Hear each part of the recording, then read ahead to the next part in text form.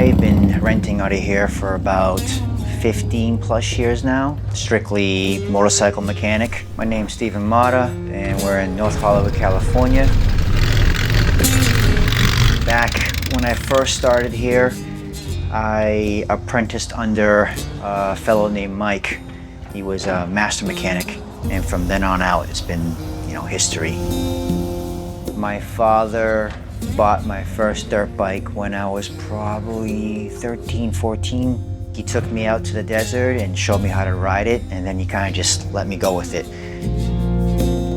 But yeah, my father got me into the two wheels. I don't think he knew what he was in for when he did that, making it my life. What made him do that? It was just out of the blue, but I really appreciate that, and I still thank him when I go home like that because of you.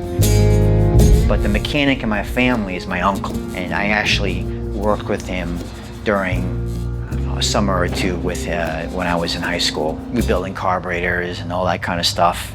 And I have some fond memories working with him. That's how I kind of got the bug for just mechanics in general. Stephen Motta, building this 69 shovelhead for Born Free. Almost done. Hope to see you guys out there. Okay, all right.